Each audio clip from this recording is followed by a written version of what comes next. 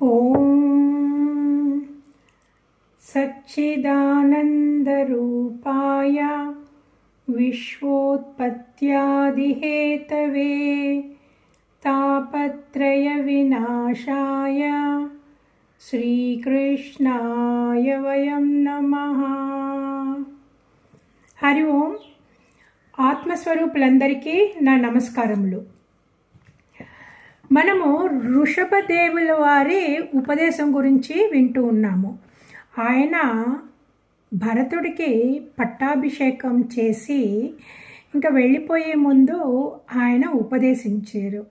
ఎందుకు, ఎలాగా రాజులు నడుచుకోవాలా, ప్రజలు నడుచుకోవాలా, ఆ తర్వాత మనసు ఎలాగ కంట్రోల్లో పెట్టుకొని మాలిన్యంనంతా తొలగించి భగవంతుడిలో ఏకమవ్వాలా అని ఆ విషయాలు చెప్తూ ఉన్నారు. ఓకే, అందులో ఇంకొక పాయింట్ ఆయన చెప్పారు ఏమంటే, ఈ భూప్రపంచంలో ఉన్న స్థావరాలు అంటే స్టడీగా ఉండేవి. ఓకే, వాటి అన్నిటిలోకి వృక్షాలు శ్రేష్టమైనవి. ఫైన్, అక్కడే ఉండే దాంట్లో చలనం లేకుండా ఉండే దాంట్లో ఇవి మటుకు ఏంటి, వృక్షాలు శ్రేష్టమైనవి. తర్వాత చలనం ఉండే వాంట్లో కీటకాల కంటేని ఉత్తమమైనవి జ్ఞానంతో కూడిన పశువులు. ఆ పశువు జన్మల కంటేని ఉత్తమమైనది మనుష్య జన్మ. ఆ మనుష్య జన్మలో కూడా దానికంటే ఉత్తమమైనది ప్రమద గణాలు. సో ప్రమద గణాలు అంటే భక్తులు. ఓకే, మెయిన్లీ శివ భక్తులు, లేకుంటే ఏదైనా సరే భక్తుల సమూహం. ఓకే, ఇప్పుడు శివ భక్తులు ప్రమద గణాలు అన్నారు. ఓకే, వాళ్ళు చాలా వాళ్ళు ఫుల్గా 100% శరణాగతి పొందినవారు అన్నమాట ఈ ప్రమద గణాలు. మనం చూసాం కదా మొన్న, ఇది ఏంటి ప్రయాగ్లో అయిన ఇన్సిడెంట్కి ఎంతమంది వచ్చారు యోగులు. అందులో మేబీ 100% వాళ్ళు జెన్యున్ ఉండకపోవచ్చు, కానీ చాలామంది వాళ్ళు ఎంత హైలీ ఇవాల్వ్డ్ అంటే, వాళ్ళు తలుచుకున్నారంటే వాళ్ళు మాయమైపోవచ్చు, లేకపోతే పెద్ద సైజు రావచ్చు. అవన్నీ ఆ సిద్ధులన్నీ ఉన్నాయన్నమాట వాళ్ళకి. ఆ తర్వాత వాళ్ళ జీవితాన్నే పరమశివుడికి అంకితం చేసేసారు. వీళ్ళు ఈ కాశీలో అంతా మనం చాలామందిని చూస్తాం కదా, దిగంబర సన్యాసులు వాళ్ళందరూ. అందులో కొంతమంది, విశాలాక్షి గారండి, మీరు కొంచెం చూడ్చుకోండి, మీ మైక్ ఆన్ అయి ఉన్నది. ఓకేనా. సో వీళ్ళు అఘోరీస్ అంటారే, వాళ్ళు చాలా పవర్ఫుల్ అండి. ఆ పవర్ ఎలాగొచ్చింది? ఆ పవరు తపశ్శక్తి మీద. అంత గ్రేట్ భక్తులు, వాళ్ళ తపస్సు మీద వాళ్ళకి ఆ పవర్ వచ్చింది. కాదంటే వాళ్ళు చెప్తారు, శాస్త్రాలు చెప్తాయి, ఆ పవర్ యూజ్ చేయకండి, లేకపోతే అక్కడే స్టక్ అయిపోతారు, ఇంకా హయ్యర్ లెవెల్ ఉన్నది అనేసి. రామకృష్ణ పరమహంస గారు కూడా అలాగే అన్నారు. కానీ వాళ్ళు ఎవ్వరూని వాళ్ళ పవర్స్ని వాళ్ళు అస్సలు యూజ్ చేయలేదన్నమాట. సో ఈయన అన్నారు, ఎవరో ఈ ఋషభదేవులు వారు చెప్తున్నారు వాళ్ళ కొడుకులకి, చూడు, మనుష్యులలో కూడా మనుషుల కంటేని ప్రమద గణాలు ఉత్తములు, ప్రమద గణాల కంటేని గంధర్వులు ఉత్తములు, గంధర్వుల కంటేని సిద్ధులు ఉత్తములు, సిద్ధుల కంటేని కిన్నరులు ఉత్తములు, కిన్నరుల కంటేని దేవతలు ఉత్తములు, ఆ దేవతల్లో శ్రేష్ఠుడు ఇంద్రుడు. ఓకే, ఆ ఇంద్రుడి కంటేని ఉత్తములు బ్రహ్మగారి మానసపుత్రులు. ఆ మానసపుత్రులలో కూడా శంకరుడు చాలా ఉత్తమమైనవాడు. ఓకే, ఆ శంకరుడి కంటేనే ఉత్తమమైన వారు బ్రహ్మగారు. భగవాన్ చెప్తారు, బ్రహ్మ నా నాభి నుంచి పుట్టాడు, ఎప్పుడూ నన్నే ధ్యానం చేస్తూ నన్నే ఆరాధిస్తూ ఉంటాడు. సో అందువల్ల అన్ని జీవరాశుల్లోకి బ్రహ్మ ఉత్తముడు. ఓకే, బ్రహ్మ కంటేని నేను ఉత్తముడు అన్నారు. భగవంతుడు ఏమన్నారు? బ్రహ్మ కంటే కూడా నేనే ఉత్తముడు అన్నారు. ఓకే, భగవాన్ బ్రహ్మగారి కంటే ఉత్తముడు. ఇప్పుడు భగవంతుడి కంటే ఉత్తముడు ఎవరున్నారు? ఆలోచించండి, నేను జవాబు తర్వాత ఇస్తాను. భగవంతుడి కంటేనే ఉత్తముడు ఎవరున్నారు?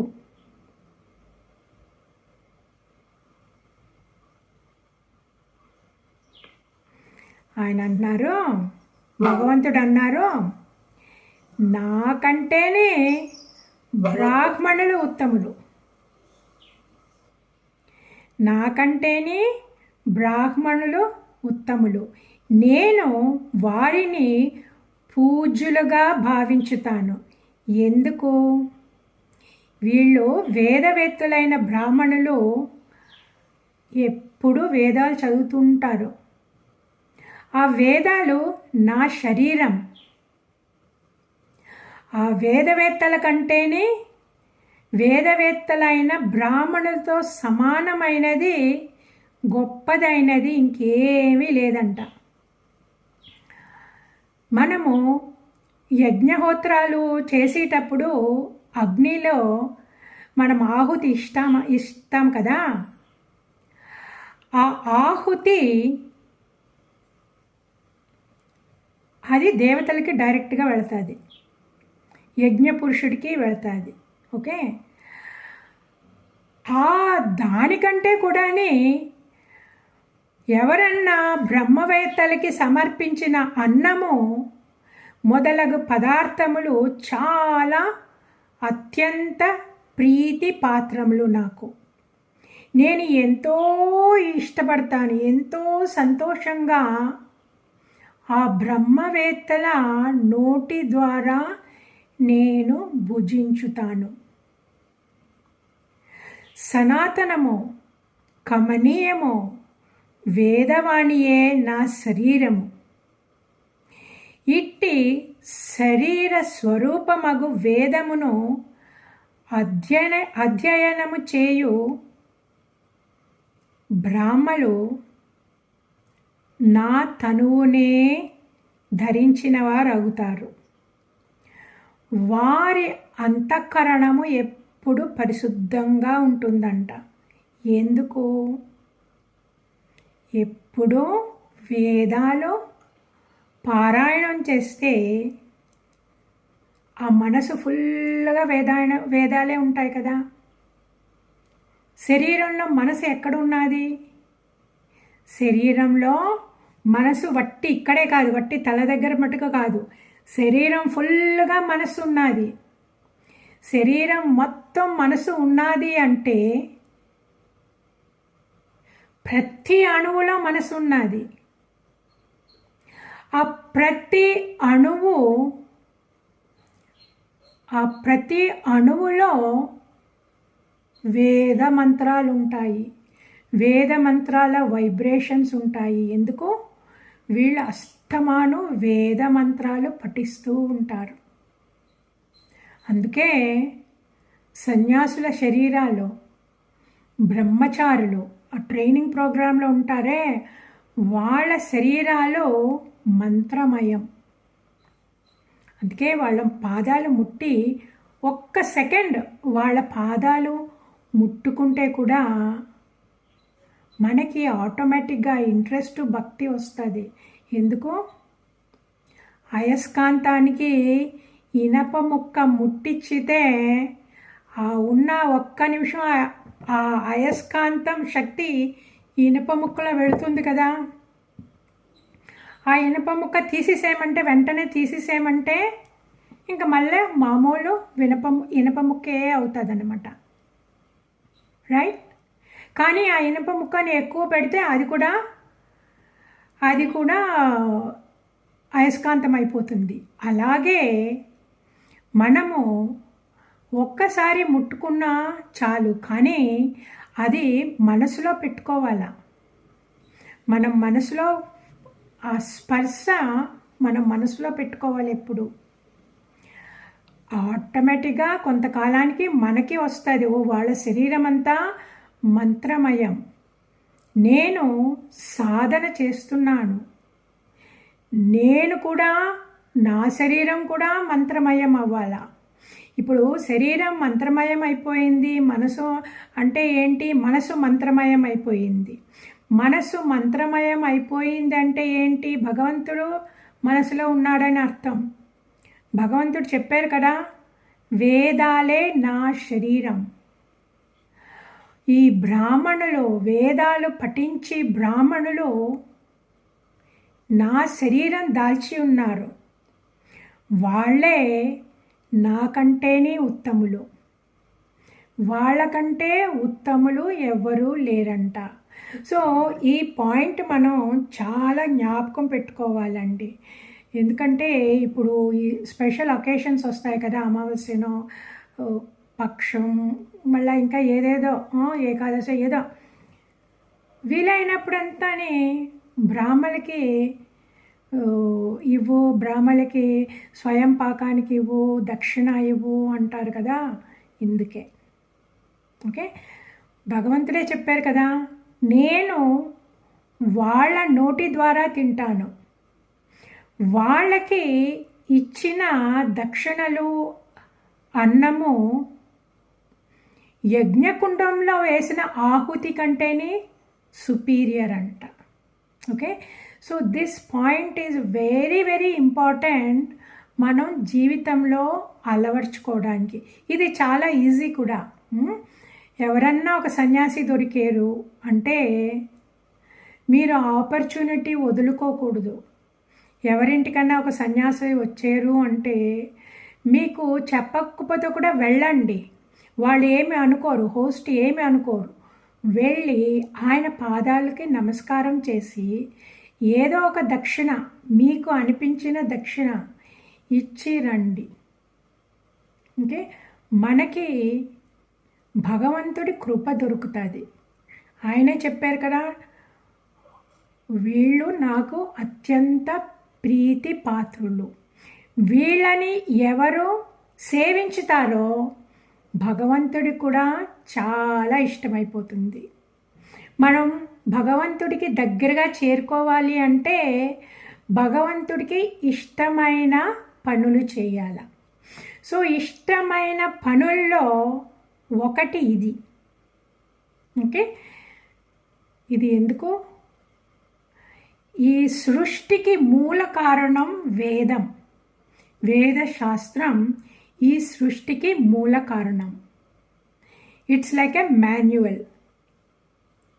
జీవితం ఎందుకు, ఎలా గడపాలా, భగవంతుని చేర్చుకుంటే మార్గం ఏంటి, ధర్మంగా ఎలాగ ఉండాలా, అవన్నీ వేదాల్లో రాసున్నాయి. అవన్నీ భగవంతుడు ఇచ్చిన మాన్యువల్ మనకి. బ్రాహ్మణులు ఆ మాన్యువల్ని భద్రపరిచి మనకి ఇస్తారు. అలాగే కదా గురు పరంపరలోంచి వచ్చింది మనకి.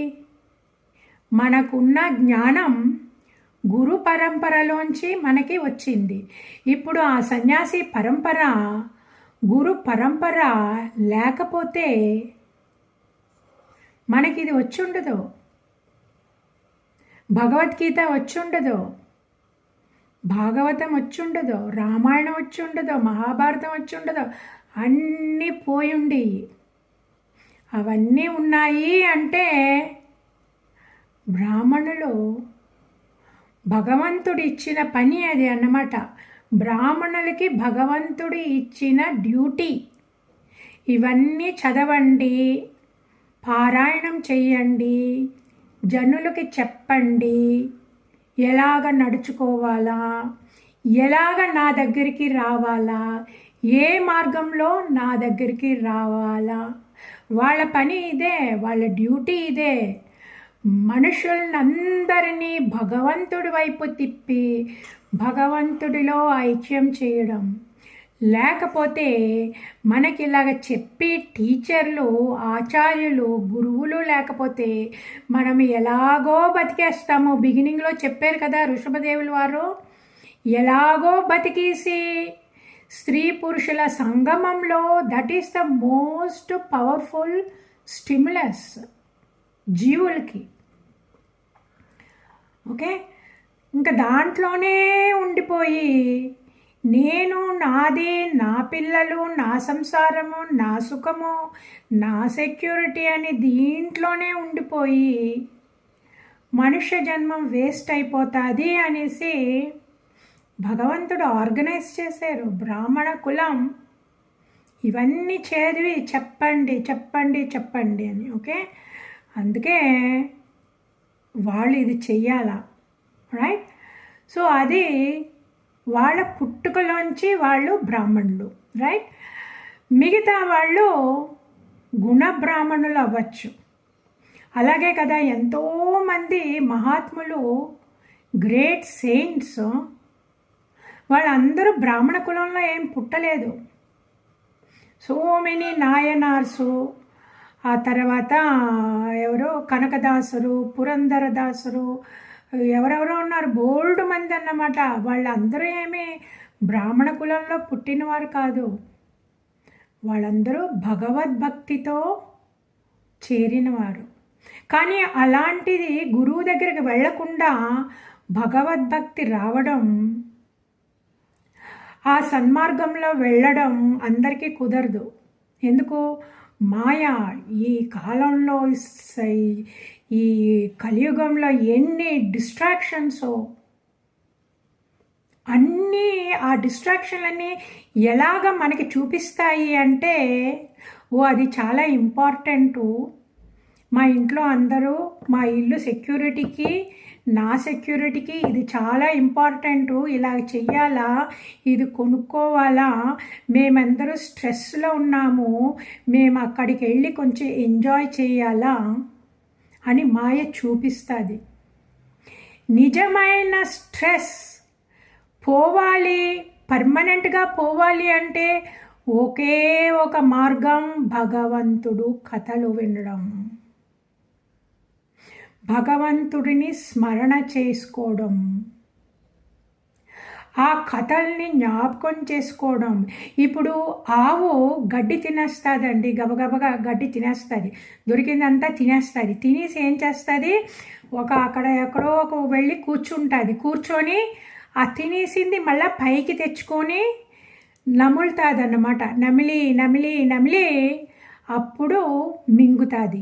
అప్పుడు అది జీర్ణకోశంలోకి వెళ్ళి ఆ తర్వాత సిస్టమ్ ఫుల్గా డైజెస్ట్ అయ్యి శరీరాన్ని ఫుల్గా వ్యాపించుతుంది, అబ్జార్బ్ అవుతుంది అన్నమాట. ఇప్పుడు ఏంటి, తింటుంది, తర్వాత నములుతుంది, దానికి ఏదో పేరు కూడా ఉన్నది మర్చిపోయాను. ఆ తర్వాత జీర్ణించుకొని ఏమండి నెమరు వేస్తుంది. సో అది నెమరు వేస్తుంది. అలాగా మనం నెమరు వేయాలా. కథలు విని వృషభదేవుల వారే చెప్పారు, జ్ఞాపకం చేసుకోవాలంట. సో మనం విని ఆ కథల్ని జ్ఞాపకం చేసుకోవాలా.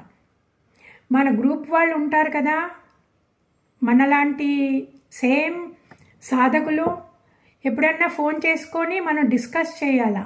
ఆ ఋషభదేవులు గారు ఎంత చక్కగా చెప్పారు కదా ఈ పాయింట్ అని మనం మాట్లాడుకోవాలంట.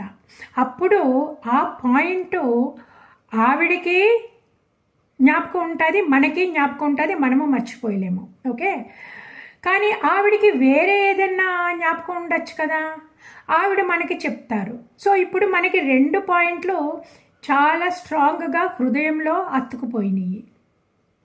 అప్పుడు ఏంటి, మనకు మనసులో ఎప్పుడు అదే ఉంటుంది, రైట్. తర్వాత మనకి ఎంతో ఇంట్లో పని ఉన్నది, అక్కడి నుంచి ఇక్కడికి ఎక్కడి నుంచి అక్కడికి వెళుతూ ఉంటాం కదా. అందుకే మన మనోనేత్రంలో ఎప్పుడూ భగవంతుడి పాదాలు చూడాల. ఆ పాదాలకి మనస్సుతోటి అలంకారం చెయ్యాల.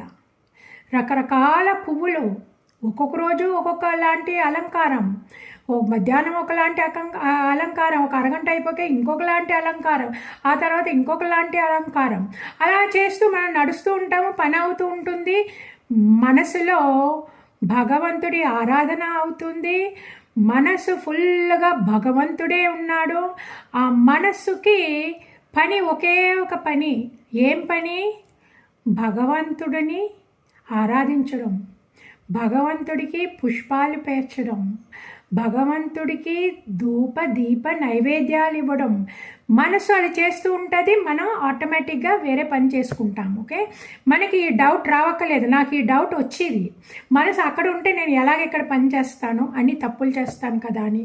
నో, అలాగ అవ్వదండి నిజంగా. సో అది చేస్తే మన మైండ్ ప్యూరిఫై అవుతుంది కదా. మనం పని చేస్తున్నప్పుడు ఏదన్నా కరెక్ట్గా డిఫరెంట్గా చేయాలా, లేకపోతే ఏదో మర్చిపోయామంటే టక్కని ఆ ఆన్సర్ వచ్చేస్తుంది. ఇప్పుడు పిట్ట ఉంది, అదేంటి వీవర్ బర్డ్. ఆ వీవర్ బర్డ్ అది ఎలా గూడు అల్లుతుంది, ఏ ట్రైనింగ్కి వెళ్ళింది, ఎంత ఇంట్రికేట్గా గూడు అల్లుతుంది. అది ఎలాగల్లుతుందంటే, ఆ పక్షికి నేను అల్లుతున్నాను, నేను ఇలాగ అల్లాలా, ఆ ఓపెనింగ్ ఇంత పెద్దది ఉండాలా, ఈ రకంగా ఉండాలా అని ఆ వీవర్ బర్డ్ మనసులో అది అనుకోదు. That is open, that ego అనేది లేదు దానికి. అది చేసేటప్పుడు it's open, it is the cosmic intelligence, భగవంతుని శక్తి దానిలో డైరెక్ట్గా ప్రవేశించి చేస్తుందన్నమాట. మనమంతా చూసుంటాం, మనకి దొరికింటుంది ఎలా కింద పడిపోయిన ఆ వీవర్ బర్డ్ ఆ గూడు చూస్తే ఇంకా ఎంత ఆశ్చర్యం వేస్తుందో. మనము అలాగ అల్లగలమా అనిపిస్తుంది. అదే సైజు, అదే అది ఎవరికి రాదు. అదే ఆ పర్టికులర్ సైజు, అదే సైజు ఎక్కడెక్కడికో వెళ్ళి వెతుక్కొని తెస్తారన్నమాట. నువ్వు వెళ్ళి వెతుకు అంటే మనం అలాగ వెతకలేము. ఆ సైజు ఇది మనం తేలేమన్నమాట. అది ఎందుకు? బికాస్ దట్ ఈస్ కనెక్టెడ్, దానికి ఈగో లేదు. అందుకే మనము ఇలాగ పనిచేసినప్పుడు మేబీ కొత్తలో కొంచెం తప్పులు జరగచ్చులేండి, కానీ ఆ తర్వాత మీకే తెలుస్తుంది మనసు ఎంత ఆహ్లాదకరంగా ఉంటుంది. మనం నడుస్తూ, ఆ పని చేస్తూ, తుడుస్తూ, ఏదో కడుగుతూ, ఏదో కట్ చేస్తూ భగవంతుడి పాదాలకి మనం ఇది చేస్తూ ఉన్నామంటే మనసు ప్రశాంతంగా ఉంటుంది. ఆ ప్రశాంతమైన మనసులో ఏదైనా ప్రాబ్లం ఉంటే కూడా సొల్యూషన్స్ కరెక్ట్గా వచ్చేస్తుంది, టక్కని వస్తుంది అన్నమాట. That is called the intuition, intuitive power అంటారు. ఏంటి? లోపల ఆత్మ నుంచి వచ్చేదన్నమాట. సో ఆత్మలో అన్నీ ఉన్నాయి. ఆ ఆత్మ అంత పేరుకుపోయింది పైన, ఎన్నో జన్మలుగా రాగద్వేషాలు పేరుకుపోయినాయి. మనసు ఫుల్గా కామ క్రోధాలు భయాలు అది ఇది అన్ని చెత్తకేరిపోయిందన్నమాట. ఆ చెత్తని కింద పడేయడానికే మనము చాంటింగ్ చేసేది. ఆ పారాయణం చేసేటప్పుడు కూడా భగవంతుడి ఆకారం ఉండాలా, పాదాలన్నా ఉండాలా, లేకపోతే ఆ ఆకారం అన్నా ఉండాలా. లేకపోతే మెకానికల్గా ఇప్పుడు చాంటింగ్ అవుతుంది, ఈ మన బ్రెయిన్ ఉన్నది కదండి, దాంట్లో డిఫరెంట్ ఏరియాస్లో డిఫరెంట్ వేరే లాంటి ఆలోచనలు ఉంటాయన్నమాట. ఇక్కడ ఒక ఆలోచన ఉంటుంది, ఇక్కడ ఒక ఆలోచన, ఇక్కడ ఎన్నెన్నో లక్షల కొలది ఆలోచనలు టప్పని పైకి వస్తాయి. అందుకే అది చేసేటప్పుడు చేస్తూ ఉంటాము, సడన్గా ఏదో జ్ఞాపకం వస్తుంది, అయ్యో ఆ బిల్లు కట్టలేదు, వెళ్ళి కట్టాలా, పారాయణం అయిపోగానే ఈ బిల్లు వెళ్ళి కట్టాలని.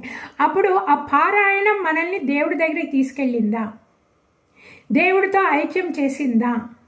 చేయలేదు. మనం పారాయణం చెయ్యడమే దేవుడితో ఐక్యం అవ్వడానికన్నమాట.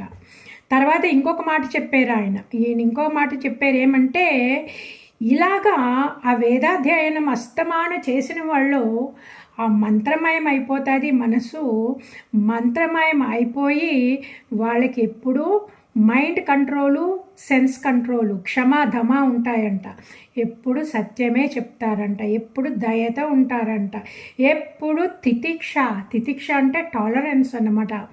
ఏ కష్టం వచ్చినా ఓర్చుకుండి. ఇప్పుడు చాలా ఎండ వచ్చేసింది, అయ్యో ఎండ ఎంత వేడిగా ఉందో, ఎంత చెమట అని చెప్తానే ఉంటుంది మన మనసు అలస్తమాను అన్నమాట. వాళ్ళు ఎండ వచ్చిందంటే ఒక ఎండ చెమటగా ఉన్నది ఒక చెట్టు కింద వెళ్ళి నిలబడిపోతారు, లేకపోతే ఎక్కడికొండో చూసుకొని వెళ్తారు, అంతేగాని వేడి ఎంత వేడో పోయిన సంవత్సరం అంతేని ఈ వేడి చాలా ఎక్కువగా ఉన్నది, ఏమో మరి నాకు వయసు అయిపోయింది, నేను తట్టుకోలేకపోతున్నాను, ఇలాగ మన మనసు రన్నింగ్ కమెంటరీ అన్నమాట, అనవసరమైన మాటలు మాట్లాడుతూ ఉంటుంది. It is the nature of the mind, it has nothing to do with, ఇది మన ప్రాబ్లం కాదు, ఆ మనస్సు విధానమే అలాగన్నమాట. ఓకే, ఆ తర్వాత ఇంకా వీళ్ళు బ్రహ్మనిష్టలు ఎప్పుడు ఉంటారంట.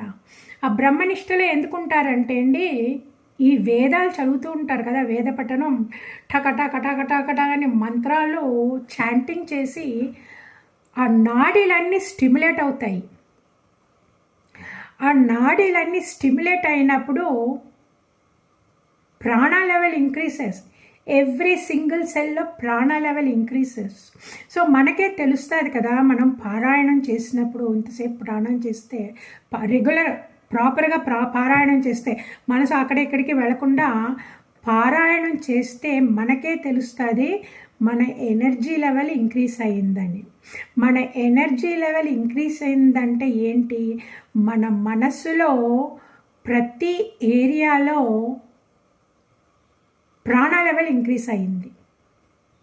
ఓకే, ఇప్పుడు అగ్ని, ఆ అగ్ని ఎలాగా, అగ్ని ఎప్పుడు పైకే వెళ్తుంది అన్నమాట. ఓకే, మనం ఆ ప్లేట్ ఇలా తిప్పితే కూడా అగ్ని పైకే వెళ్తుంది. ఓకే, అందుకే జ్ఞానాగ్ని అంటారు. ఈ జ్ఞానం ఇలాగ చేసి ఆ తర్వాత ధ్యానం చేస్తే మన మనసు ఆటోమేటిక్గా పైకే ఆలోచిస్తారు కానీ కిందకు ఆలోచించదు. అందుకే వాళ్ళకి రాగద్వేషాలు కూడా తక్కువ. రాగద్వేషాలు ఎవరికి ఉంటుంది అంటే మెంటల్ ఎనర్జీ తక్కువ ఉన్న వాళ్ళకి.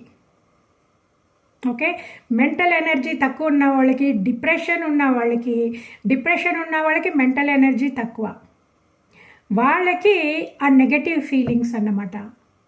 ఏదన్నా ప్రాబ్లం వచ్చిందంటే భయపడిపోతారు. కానీ ప్రాణ లెవెల్ ఇంక్రీజ్ అయిన వాళ్ళు ఏదన్నా ప్రాబ్లం వచ్చింది అంటే అయ్యో అది అయిపోయింది వచ్చేసింది అనుకోరు. వాళ్ళకి టైం లేదు, వచ్చేసింది అనుకోవడం. మళ్ళీ వాళ్ళకి టైం లేదు, వాళ్ళ మూలాన్ని ఇలాగైంది, వీళ్ళ మూలాన్ని ఇలాగైంది, వాళ్ళకి టైం లేదు. ఎందుకంటే వాళ్ళకి లాట్ ఆఫ్ ప్రాణ energy, lot of enthusiasm plus the జ్ఞానం. ఏంటి జ్ఞానము, జీవితం అంటే ఇదే, జీవితంలో ఇలా వస్తూనే ఉంటుంది. ఫైన్, ఓకే, దీనికి సొల్యూషన్ ఏంటి అని ఆలోచిస్తారు. రైట్, ఇప్పుడు మనసులో క్లారిటీ ఉన్నది, ఎప్పుడు భగవంతుడి మీదే ఉన్నాముళ్ళని మనకు ఆ నెగటివిటీ తగ్గిపోయింది. అప్పుడు సొల్యూషన్ కూడా బేగా కనబడుతుంది అన్నమాట. అందుకే కదా మేమందరూని, మా శిష్యులందరూని ప్రాబ్లం ఉన్నప్పుడు మేము మా గురువుగారి దగ్గరికి వెళ్ళి అడుగుతామన్నమాట. ఎందుకు, మా గురువుగారు, మన గురువుగారు మన లెవెల్ కంటే హయ్యర్ లెవెల్ నుంచి వాళ్ళు ఆలోచిస్తారు. వాళ్ళకి శాస్త్ర నాలెడ్జ్ ఉన్నది, నెంబర్ 1. ద సెకండ్, ప్రాణ లెవెల్స్ ఆర్ వెరీ హై. ఈ మంత్రాలు చదివి అందుకే ఇంకా ప్రాణ లెవెల్ చాలా ఎక్కువైపోయిన వాళ్ళే దే ఆర్ విజనరీస్. విజనరీస్ అంటే ఏంటి, ఎవరికి కనబడంది వాళ్ళకు కనబడుతుంది. అందుకే వాళ్ళు ప్లాన్ చేస్తారన్నమాట. వాళ్ళు ప్లాన్ చేసి శిష్యులకి ఇలా చేయండి అని చెప్తే చాలా మంది శిష్యులకి డౌట్ వస్తుంది. అది ఎందుకు చేయాలా, ఆయన ఎందుకు ఇది అంటున్నారు, ఇది లేకుండానే చేయొచ్చు కదా. ఇవన్నీ నేను I have faced all these things. నా ఎక్స్పీరియన్స్ నుంచే చెప్తున్నాను. ఆ తర్వాత ఇవన్నీ నేర్చుకున్నాక అప్పుడు తెలిసింది, ఇవన్నీ భాగవతము అవన్నీ చదివాక అప్పుడు తెలిసింది, ఓ ఋషభదేవుల వారు ఇలా చెప్పారు కదా, నారద మహర్షి వారు ఇలా చెప్పారు కదా అనేసి. రైట్? అప్పుడు వాళ్ళకి దే క్యాన్ ఫోర్సీ థింగ్స్. ఇప్పుడు మా ఇక్కడ సెయిలర్స్బర్గ్లో ఒక ఆశ్రమం ఉంది మాకు, అమెరికాలో, పెన్సిల్వేనియాలో. అప్పుడు మా గురువు గారు ఎంత 25-30 ఏళ్ల ముందు అనుకుంటాను, 30 ఏళ్ల ముందో ఎంతో, అప్పుడు వెళ్ళి ఆ పెన్సిల్వేనియాలో ఒక చోటు చూశారు. బట్ అక్కడ it was not a developed place అన్నమాట ఆ కాలంలో. 30 ఏళ్ళకంతా చూసుకోండి. ఆయన అన్నారంట, ఇక్కడ ఒక ఆశ్రమం రావాలా అన్నారంట. వాళ్ళందరూ అనుకున్నారంట, ఇలాంటి చోట ఆశ్రమం రావాలంటారేంటి గురువుగారు, అసలు అంతమంది వేదాంతానికి వస్తారా, అంత డబ్బులు ఎక్కడి నుంచి వస్తాయి, వాళ్ళేంటి చెప్పేస్తారు, గురువులకి ఏంటి చెప్పేస్తారు, వాళ్ళే ఫండ్ రేజ్ చేయక్కర్లేదు కదా అన్నారంట. ఇప్పుడు it is such an active centre అమెరికాలో. రిషికేశ్లో కూడా అలాగే అయ్యిందండి. రిషికేశ్లో ఆ మెయిన్ ఆశ్రమం ఉన్నది కదా, దాని పక్కన ఒక చిన్న ఏరియా ఉంది. అది ఇట్స్ నాట్ చిన్నది, దట్ ఈస్ కూడా ఇట్స్ ఎ వెరీ గుడ్ ఆశ్రమం, కోవిలూరు మఠ్ అని. ఆవిడ ఆ ఓనరు విశాలాక్షి అమ్మగారు. ఈవిడ మా దయానంద స్వామి గారి శిష్యురాలన్నమాట. ఆయన ఆవిడని పిలిచి, ఆవిడకి కొంచెం ఊర్లో కొంచెం ఎకరాల భూమి అది ఉన్నది. మా గురువుగారు పిలిచారంట, పిలిచి విశాలాక్షి నువ్వు ఆ చోటు కొను అన్నారంట. ఆ చోటు కొను అంటే, స్వామీజీ నా దగ్గరే ఎక్కడ డబ్బు ఉన్నది, అంత డబ్బు ఎక్కడ ఉన్నది, నేను అన్నీ అమ్మేస్తే కూడా నాకు అంత డబ్బు లేదే అన్నారంట. ఏం లేదు, నువ్వు కొను, నువ్వు ఆయన దగ్గరికి వెళ్ళి చెప్పు, నాకు ఈ ఏరియా నాకు కావాలని చెప్పు, లేకపోతే వేరే ఎవరికి అమ్మేస్తారు అని. మళ్ళా అన్నదంట, నా దగ్గర డబ్బు లేదు స్వామీజీ అని. నేను చెప్తున్నాను కదా వస్తుంది, నువ్వు వెళ్ళి కొను అన్నారంట.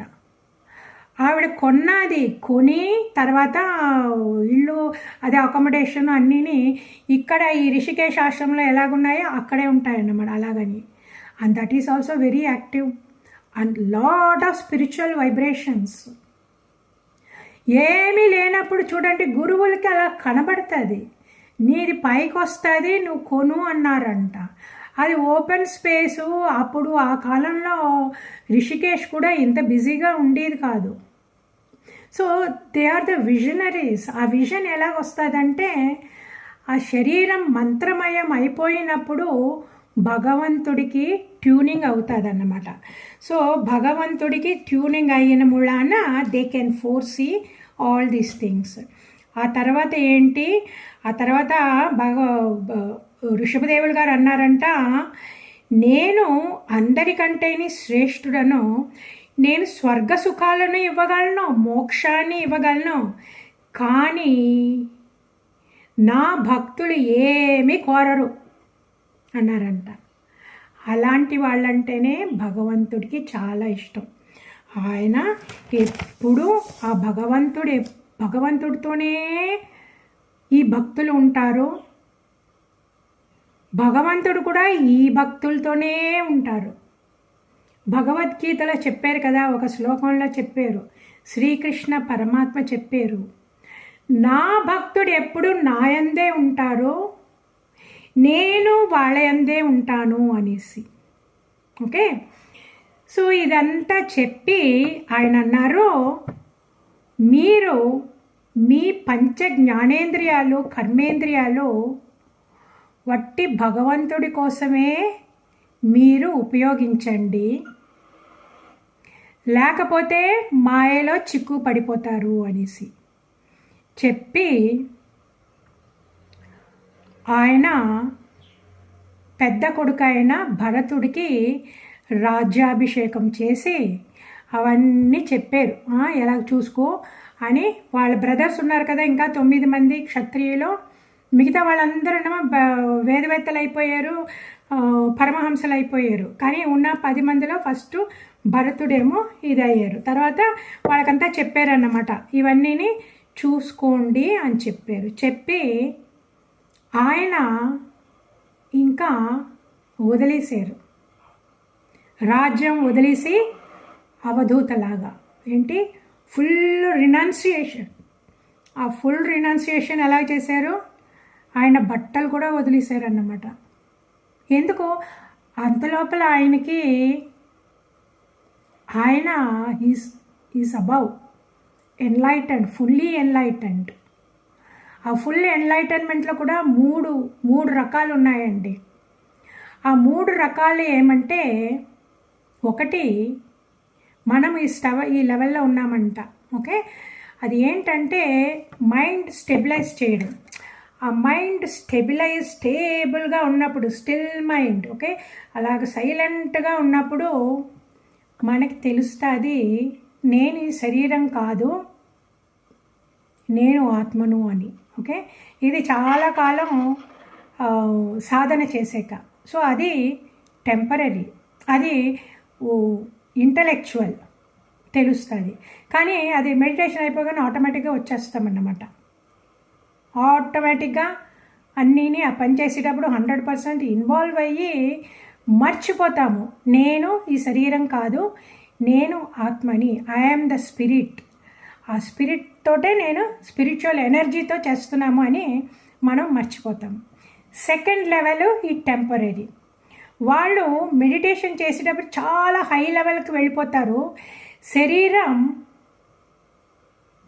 చాలా లైట్గానే తెలుస్తారు అనమాట. ఏదో ఏంటి, మబ్బు వస్తే మబ్బులో ఎవరైనా వస్తుంటే కనబడదు కదండి సరిగ్గాని, ఎవరా అనుకున్నాను అనిపిస్తారు కదా, మసకలుగా. వీళ్ళు ఆ టెంపరీ లెవెల్లో ఉన్నవాళ్ళు, సెకండ్ లెవెల్లో ఉన్నవాళ్ళు ఆ మెడిటేషన్ చేసేటప్పుడు వాళ్ళ శరీరమే వాళ్ళకి ఫుల్ కాన్షియస్గా ఉండరు, సగం అన్నమాట. So they are very high level. మళ్ళీ వాళ్ళ కిందకు వచ్చాక వాళ్ళు ఫస్ట్ లెవెల్ కన్నా ఉన్న వాళ్ళకంటేనే వీళ్ళకి జ్ఞాపకం ఉంటుంది, ఓ నేనే ఆత్మను, ఈ శరీరంలో ఉన్నాను అనేసి. కానీ వాళ్ళు కిందకు వస్తారు, మళ్ళీ పైకి వెళ్తారు, కిందకు వస్తారు, పైకి వెళ్తారు, కిందకు వస్తారు. రోజులో చాలాసార్లు అలాగ అవుతుంది అన్నమాట. ఇంకా ఫైనల్ స్టేజ్లో ఉన్న వాళ్ళు, వాళ్ళకి శరీరం మీద ధ్యాస ఉండదు. Okay, they are not aware of the body. ఆ బాడీ కాన్షియస్నెస్ వాళ్ళకు ఉండదు. కానీ వాళ్ళు చాలా రేర్. ఎందుకు రేర్ అంటే, ఆ బాడీ కాన్షియస్నెస్ లేకుండా భగవంతుడితో అబ్జర్వ్ అయిపోయి ఉంటారు కదా వాళ్ళు, జీవన్ముక్తులు. వాళ్ళు మనకి వరలక్ష్మి గారు మీ మైక్ ఆఫ్ చేయండి ప్లీజ్, వరలక్ష్మి గారు. సో వాళ్ళు ఎలాగుంటారంటే అండి, వాళ్ళకి శరీరంలో దే డోంట్ హ్యావ్ అవేర్నెస్. వాళ్ళు ఎప్పుడూ ఆత్మ అనుసంధానంలో ఉంటారు, ఎప్పుడు ఎక్స్టసీలో ఉంటారు. వాళ్ళు మనకి దొరకరు, వాళ్ళు మాట్లాడరు, వాళ్ళు ఎక్కడెక్కడెక్కడో తిరుగుతూ ఉంటారు, వాళ్ళే అవధూతలు. కొంతమంది రిషికేశ్లో కూడా చూసే మేము వాళ్ళు తిరుగుతూ ఉంటారు. వాళ్ళు మనల్ని చూస్తారు కానీ మనల్ని మాట్లాడించరు, నవ్వరు. మనం నమస్కారం చేస్తే కూడా వాళ్ళ పాటికి వాళ్ళు వెళ్ళిపోతారు. కొంతమంది తెలియని స్టూడెంట్స్ ఏమనుకుంటారంటే, ఆయన కొంచెం అహంకారము, నమస్కారం చెప్తే కూడా ఆయన ఏం పట్టించుకోరు, అలా వెళ్ళిపోతారు అంటే వాళ్ళు బ్రహ్మనిష్టలో ఉన్నారు. వాళ్ళు మనకి కళ్ళకి కనబడడము, వాళ్ళకి మనం నమస్కారం చేయడం కూడా మనము ఎన్నో జన్మల పుణ్యం చేసుకున్నాము. అలాంటి వాళ్ళకి మనం నమస్కారం చేసి మనకి ఆ ఆపర్చునిటీ దొరికింది అంటే. ఓకే, సో ఇలాగా ఆయన అవధూతలాగా ఒక చోటు నుంచి ఇంకొక చోటుకి ఇంకొక చోటుకి వెళ్ళిపోతూ ఉండేవారు. ఎవరన్నా ఏమైనా చెప్తే మాట్లాడిస్తే ఆయనకి తెలిసేది కాదు. ఎందుకంటే ఆయన పాటికి ఆయన దిస్ ఈస్ ఆల్ మిథ్యా ప్రపంచంతో వాళ్ళకేమీ సంబంధం లేదు, వాళ్ళ శరీరానికే సంబంధం లేదు. ఓకే, వాళ్ళకి ఏదన్నా ఆకలి వేసినప్పుడు కొంచెమే ఉంటుంది, వెరీ లైట్, ఏదో ఒకసారి తింటారో ఏమో మరి. ఓకే, ఆ తర్వాత జుట్టు ఎరబేసుకొని దిగంబరంగా వెళ్ళడం చూసి ఎవరితోని మాట్లాడరు కదా చూసి అక్కడ చుట్టుపక్కల ఉన్న వాళ్ళందరూ కొంచెం పోకయ్య వాళ్ళు ఉంటారు. వాళ్ళంతా ఉమ్మేయడము, పేడ చల్లడము, రాళ్లతో కొట్టడము, తమాషా చేయడము, మలమూత్రాలు ఆయన పైన విసరడం అవన్నీ చేసేవారు అన్నమాట. కానీ ఆయన దానికి ఏమీ సమాధానం చెప్పేవారు కాదు. ఆయన పాటికి ఆయన వెళ్ళిపోతూ ఉండేవారు. ఇంకా ఇలాగ అయిపోతుందనే ఒక చెట్టు కింద కూర్చోవడం ప్రారంభించారు ఆయన. అక్కడ కూడా వచ్చేవారు. అందువల్ల ఏం చేశారంటే ఆయన ఉన్న చోటే మలమూత్రాలు విసర్జించి ఆ మలంలో ఆయన పొర్లాడేవారు. ఆయన పొర్లాడితే ఇవన్నీ చూసి ఇంకా ఎవరు దగ్గర రారు కదా అనేసి. కానీ ఆయన మలము దుర్గంధం లేదు, సువాసన. ఆ సువాసన 10 యోజనాల దూరం వరకు సువాసన వెళ్ళేదంట. అలాగా ఆయన ఇంకలాగా తిరుగుతూ ఒకసారి అక్కడ ఒక అడవి ఉన్నది, దక్షిణాది, ఆ కొంకణి ఏరియాల ప్రాంతంలో. మన దక్షిణ దేశంలో కొంకణి అని కర్ణాటకలో ఉంది.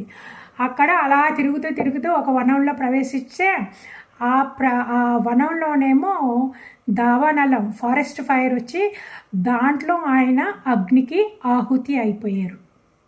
ఓకే, ఆయన ఆహుతి అయిపోయాక ఈ విషయం అంతా ఎవరికో తెలిసింది, ఒక రాజుగారికి. అక్కడ అరిహంత్ అని ఒక రాజుగారికి అది తెలిసి ఆయనకి ఫాలోవర్ అయ్యి అది ఆయన ఫాలో చేయడం ఆరంభించారు అందరికీ.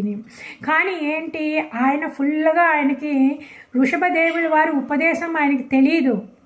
ఈ దిగంబరంగా తిరగడం, అన్నీని వదిలేసి వైరాగ్యలాగా తిరగడం ఒక్కటే ఆయన పట్టుకొని that is how the Jainism had come. So జైనిజంలో తీర్థంకారులు అవన్నీ వాళ్ళందరూ ఉన్నారు కదా, వాళ్ళందరూ దిగంబర సన్యాసులు. So this is how the Digambara sannyasi system and Jainism వృషభదేవుల వారి నుంచి స్టార్ట్ అయిందంట. వాళ్ళ ఒరిజినల్లో భగవంతుడు వృషభదేవుల వారు, ఫస్ట్ తీర్థంకర్ వృషభదేవుల వారు అన్నమాట. ఓకే, ఇప్పుడు ఆ స్టేజ్ ఎలాగా మనకి రావాలి అని చెప్తాను. ఓకే, 2 చిన్న కథలు చెప్తాను. ఇప్పుడు చెరువులో ఒక చేప ఉన్నదంట. ఆ చేప అడిగింది చుట్టుపక్కల ఉన్న చేపల్ని, ఏంటి ఎన్లైటెండ్ చేప అన్నారు కదా, భగవంతుని చూసిందంట కదా, నీకు తెలుసా అనేసి. అంటే ఆ మిగతా చేపలు అన్నారంట, నాకు తెలీదు, ఏమో మా ముత్తాతకి ఎవరినో తెలుసంట, ఆయన చూసారంట ఎవరో ఇలాగ ఎన్లైటెండ్ చేప అనేసి. ఓ అలాగా, మీ వంశస్థులా, ఎన్లైటెండ్ చేపనా, ఓ వాళ్ళు సముద్రం చూసారా, నీరు చూసారా, అబ్బా ఎంత పుణ్యం చేసుకున్నారా అనేసి గుడి కట్టారంట. ఆ చేపకి అక్కడెక్కడో చూడలేదు ఆ చేపని ఎవరోని, కానీ ఎన్లైటెండ్ చేప, ఆ ఎన్లైటెండ్ చేప ఏమో నీళ్లు చూసిందంట, సముద్రం చూసిందంట, తెలుసంట అంతా అని. ఓ ఎన్లైటెండ్ చేప అనేసి గుడి కట్టారంట. గుడి కట్టేసి వాళ్ళు అలంకారం చేసేసి ప్రసాదాలు పంచుకొని they all very happy, enjoying. Enlightened చేప, ఎన్లైటెండ్ చేప అనేసి. ఓకే, ఇప్పుడు ఇక్కడ ఈ చేపకి ఏం మిస్ అయ్యింది అంటే ఆ గుడిలో ఏం చెప్పాలా? జ్ఞానం ఉపదేశించాలా, జ్ఞానం చెప్పి మననం చేయించాల. జ్ఞానం విన్నాక మన ధ్యానం చేసి మననం చేసి ఆ నిధిధ్యాసనం చేస్తే ఆ నాలెడ్జ్ వంట పడుతుంది. ఆ నాలెడ్జ్ వంట పట్టింది అంటే ఏంటి? 100% ఆ జ్ఞానంలోనే ఉన్నాము. అది వట్టి జ్ఞానం, ఇంటలెక్చువల్ జ్ఞానం కాదు, విజ్ఞానం. 100% ఎప్పుడు ఆ లెవెల్లోనే ఉండడం. ఓకే, సో ఇది ఈ చిన్న కథ చెప్పాను కదా. ఇప్పుడు చిన్న ఇంకొకటి చెప్తాను, ఇది మీరు ప్రాక్టీస్ చేయాలి. This is very simple thing, కానీ మీరు ప్రాక్టీస్ చేయండి. It's a very very powerful technique. Okay, ఇప్పుడు ఈ కుండ ఉన్నది కదా అండి,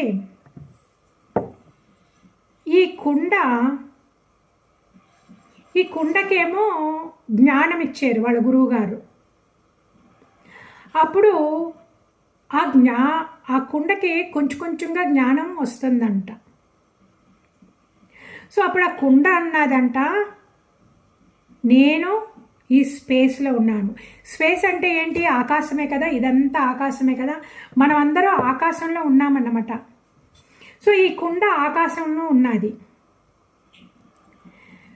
ఈ కుండలో ఆకాశం ఉన్నది కదా, కుండ చుట్టూనే ఆకాశం ఉన్నది, కుండలో కూడా ఆకాశం ఉంది, ఘటాకాశం. సో ఇప్పుడు కుండకి ఇప్పుడు జ్ఞానం వస్తూ ఉన్నది కొంచెం కొంచెం. ఈ కుండ అన్నదంట, నేను ఈ ఆకాశంలో ఉన్నాను అనేసి. ఇంతకాలం ఈ కుండకేంటి? ఎప్పుడు ఆలోచనలో, అయ్యో నేను చిన్న కుండని, నేను పాత కుండని, నాకు అక్కడ బీట్లు వచ్చేసినాయి, ఏదన్నా నీళ్ళు తీసుకుంటే కారిపోతున్నాయి, నేను చాలా పాతదాన్ని అయిపోయాను అనుకుంటుందంట కుండ ఎప్పుడూని. మనం అలాగే అనుకుంటాం కదా. దిస్ స్పాట్, అయ్యో నాకు జుట్టు నెలిసిపోతుంది, కళ్ళు కనపట్టలేదు, మర్చిపోతున్నాను, నేను పొట్టిగా ఉన్నాను, నేను లావుగా ఉన్నాను, ఇవన్నీ. సో ఇవన్నీ అజ్ఞానులు ఆలోచించేది. కానీ కొంత జ్ఞానం వచ్చాక ఈ కుండకి తెలిసిందంట, నేను ఆకాశంలో ఉన్నాను అనేసి. సో ఇప్పుడు మనకు తెలిసింది కదా, మనం ఈ స్పేస్లో ఉన్నాము అనేసి. So that is number 1, right. Second, ఇంకా కొంచెం సాధన చేసింది కుండ. చేసి ఆ తర్వాత కొంచెం హై లెవెల్కి వెళ్ళి అంటుంది, ఈ ఆకాశం నాలోనే ఉన్నది, ఈ ఆకాశం నాలోనే ఉన్నది, ఘటాకాశం నాలోనే ఉన్నది అన్నదంట. అప్పుడు ఏంటి? ఈ బాడీ అవేర్నెస్ కాస్త తగ్గింది. బాడీ అవేర్నెస్ తగ్గి ఒక హై లెవెల్ ఏంటి? Space consciousness. నేను ఈ కుండలో ఉన్నాను, ఆకాశం, నేను కుండలో ఉన్నాను, ఆకాశం నా కుండలో ఉంది, ఆకాశం నాలోనే ఉన్నది అనేసి. ఆ తర్వాత ఇంకా ప్రాణ లెవెల్ ఇంక్రీజ్ అయ్యింది, సాధన చేసింది. అప్పుడు ఏమన్నది? నేను ఈ కుండని కాను, నేను ఆకాశాన్ని. ఓకే, ఇంకొకటి ఫైన్. ఇప్పుడు వర్డ్స్ మారుద్దాము. ఇక్కడ చుట్టూ ఉండేది ఏంటి? ఆత్మ, రైట్. ఫస్ట్ ఆత్మలో, ఈ ఆత్మలో నేను ఉన్నాను. సెకండ్ లెవెల్, ఆ ఆత్మ నాలో ఉంది. థర్డ్ లెవెల్, నేనే ఆత్మను. Okay, so you can meditate. ఈ పేరు మీరు మార్చచ్చు లైట్గా. లైట్ అంటే ఏంటి? స్వయం ప్రకాశ. ఈ ఆత్మ స్వరూపం ఏంటండి? స్వయం ప్రకాశక ఆత్మ. ఓకే, వరలక్ష్మి గారు మీరు మైక్ ఆఫ్ చేసేయండి ప్లీజ్, ఆఫ్ చేసేయండి. ఈ ఆకాశం పేరు మనం మారుస్తున్నాము, ఏంటి? లైట్. స్వయం ప్రకాశక ఆత్మ, స్వయం ప్రకాశక ఆత్మ అని ఇప్పుడు మనం ఇంక అదే పెట్టుకోవాలి మనసులో. కాన్షియస్నెస్ అదన్నీ వదిలేయండి. ఓకే, ఇవన్నీ బిగినింగ్. ఇప్పుడంతా మనం అడ్వాన్స్డ్ ఏంటి? స్వయం ప్రకాశక ఆత్మ, స్వయంగా ప్రకాశించి ఆత్మ. సో దట్ స్వయం ప్రకాశ ఆత్మ ఈజ్ ద లైట్ కదా. ఫస్ట్ స్టేజ్ ఏంటి? ఐ యామ్ అన్నప్పుడు మనం శరీరంతో ఐడెంటిఫై అయి ఉన్నాము. First stage identification with the body. I am in the light. మనం ఇంకొంచెం పెరిగేమో. ఇప్పుడు బాడీ కాన్షియస్నెస్ తగ్గింది.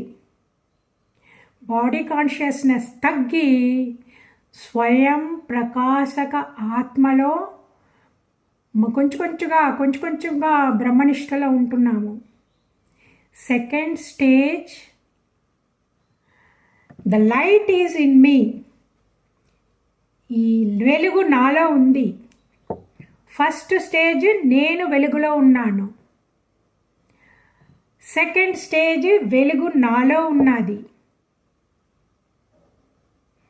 థర్డ్ స్టేజ్, ఫైనల్ స్టేజ్, నేనే ఆ వెలుగు. ఓకే, సో ఫస్ట్ స్టేజ్లో శరీరం ఐడెంటిఫికేషన్, సెకండ్ స్టేజ్లో బాడీ ఐడెంటిఫికేషన్ తగ్గిపోయింది. ఫైనల్ స్టేజ్ నేనే ఆ వెలుగు, నో బాడీ ఐడెంటిఫికేషన్. వృషభదేవుల వారు, అవధూతలు, వాళ్ళు ఈ లెవెల్లో ఉంటారు. ఆయామ్ ద బ్రహ్మనిష్టలో ఉంటారు. ఈ శరీరం క్షణికం. ఇక్కడ కనబడే అన్నీ మాయ. ఇవన్నీ చెరిగిపోతాయి. నేనుగా ఎల్లప్పుడూ నిలిచి ఉంటాను అని వాళ్ళు ఐడెంటిఫై అయిపోతారు. ఆ లెవెల్లో వాళ్ళకి శరీరానికి ఏమవుతుందో వాళ్ళకి తెలియదు. అందుకే సదాశివ బ్రహ్మేంద్ర సరస్వతి గారు ఆ లెవెల్లో అలా తిరిగిపోరంట. తిరుగుతూ ఉంటే ఇలాగే ఈ ఋషభదేవులు గారు చేసినట్టు వాళ్ళంతా రాళ్ళు విసరడం, నవ్వడం, ఏదేదో చేసేవారు అన్నమాట. చేశాక ఒక రాజుగారు, ఆ తర్వాత ఆయన ఎక్కడ కూర్చుంటే గుంపులుగా చేరేవారు. ఆయన ఎవరితో మాట్లాడేవారు కాదు, కానీ గుంపులుగా చేరి దూరం నుంచి చూసేవారు అన్నమాట జనాలు. ఎందుకు? వాళ్ళ మనసు స్థిమితం పడుతుంది. అయస్కాంతంలాగా వాళ్ళు, డివైన్ ఎనర్జీ వాళ్ళకి. మాట్లాడకపోతే కూడా పర్వాలేదు, డివైన్ ఎనర్జీ. అందరూ గుంపులుగా బయట వెళ్ళి అక్కడ కొంచెం దూరంగా ఉండి చూసేవారంట. ఆయన్ని చూసి నమస్కారం అది చేసేవారంట. అక్కడ ఒక రాజుకి ఇది విని, ఇది ఏంటి నాకంటే ఫేమసా, ఏదో ఇలా కూర్చున్నా ఊరుకున్నారంట, ఏదో బట్టలు గిట్టలు ఏమి వేసుకోరంట, వీళ్ళందరూ వెళ్ళి కూర్చుంటారంట, వీళ్ళేం పిచ్చి పెట్టిందా వాళ్ళకి, వీళ్ళెక్కడ వాడంటే పిచ్చోడు వీళ్ళకేనా అని ఒకసారి ఆయన భటులను పంపించేసి పిలిస్తే ఆయన రాలేదు. Okay, he didn't respond. అందువల్ల వాళ్ళు చెయ్యి నరికేశారంట. చెయ్యి నరికేస్తే కూడా ఆయన పాటికి ఆయన అలా వెళ్తూనే ఉన్నారంట. వీళ్ళ భటులకి అందరికీ ఆశ్చర్యం వేసింది. ఆశ్చర్యం వేసి రాజుగారి దగ్గర చెప్తే, అమ్మ బాబోయ్, ఆయన మామూలు మనిషి కాదని ఆయన పరిగెట్టుకొని వచ్చి కాళ్ళ మీద పడి ఆ చేతి ఇచ్చేంటే చేతి అంటించుకున్నారంట. చేతి అంటించుకొని ఇంకా అలా నడిచి వెళ్ళిపోయారంట. ఇది నిజంగా జరిగింది. ఆయన సమాధి ఉన్నది నేరూరు అనేసి తమిళనాడులో ఉన్నది, తిరుతణి దగ్గర ఎక్కడ ఉన్నది. బట్ ఇట్ ఈస్ నేరూరు అనేసి సదాశివ బ్రహ్మేంద్ర సరస్వతి గారు. ఆయన చాలా కవిత్వాలు రాశారన్నమాట భగవంతుడి మీద, relationship between the devotee and the God. ఆయన అన్నిటినీ ఎలా కనబడేది, ఎలాగ చూసేవారు, భగవంతుడు ఎలాగున్నాడు. భగవంతుడు ఆయన ఒకటి రాశారు, భగవంతున నీకు పూజ చేయాలంటే నాకు ఎలా పూజ చేయాలో నాకు తెలియటం లేదు. నేను చెరువుకి వెళ్ళి నీరు తీసుకురావాలి అంటే ఏమో నీరు ఎంగిలైపోయింది, కప్ప ఎంగిల్ చేసేసింది. పువ్వు వెళ్ళి తీసుకొచ్చి పువ్వు వేద్దామంటేనేమో పువ్వు కూడా ఎంగిలైపోయింది, తూనీగా వచ్చి దాంట్లో ఎంగిల్ చేసేసింది అనేసి ఆయన చాలా చాలా రాశారన్నమాట. ఇలాగా అంతే బ్యూటిఫుల్. వాళ్ళ విజన్ ఈజ్ డిఫరెంట్. వాళ్ళు భక్తులుగానే ఉంటారు, అన్నిట్లోనే ఉంటారు. వాళ్ళు ఈజీగా పరకాయ ప్రవేశం కూడా చేయగలరు. ఈయనకి అన్నీ ఉన్నాయన్నమాట, అన్ని సిద్ధులు వచ్చేసినాయి ఆయనకి. అలా వెళుతూ ఉంటే సిద్ధులు వస్తాయంట. కానీ చాలామంది సిద్ధులతో స్టక్ అయిపోతారు. ఈయనకి అన్ని సిద్ధులు వచ్చింది, కానీ ఏ సిద్ధి ఆయన ఉపయోగించలేదు. వృషభదేవులు వారు ఇవన్నీ ఎందుకు ఆయన చేశారు అంటే మన కోసం, ఇంత లెవెల్కి మీరు వెళ్ళచ్చు అనేసి.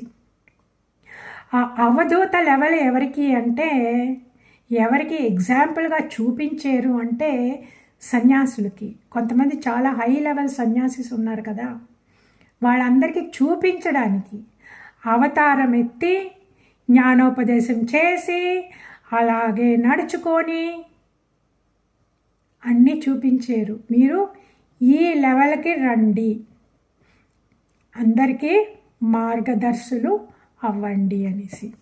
సో ఈ కథ విన్న వాళ్ళకి, ఈ కథ విని ఆయన్ని తలుచుకుంటే ఎలాగంటే అంటే ప్రతిరోజు గంగాలో స్నానం చేసినట్టు ఉంటుందంట. ఎలాంటి గంగలో స్నానం చేయడం? జ్ఞాన గంగలో స్నానం చేసినట్టు ఉంటుందంట. అవును కదా, ఆయన ఎంత జ్ఞానం ఇచ్చారు, అవి జ్ఞాపకం వస్తాయి.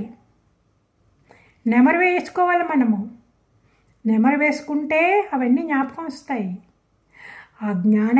ఆ జ్ఞానగంగలో మనము ప్రతి నిమిషము స్నానం చేస్తే క్లీన్ అయిపోతుంది మన మనసు, కల్మషం లేకుండా అయిపోతుంది మనసు, ప్రశాంతంగా ఉంటుంది. భగవంతుడిలో తన్మయత్వం పొంది ఆనందం అంటే అదే పరమానందం. పరమానంద స్థితి ఎక్కడున్నది? లోపల, మన లోపల ఉన్నది. అందరూ స్ట్రెస్ అయిపోయి మనమంతా, నేను I had gone through all these things.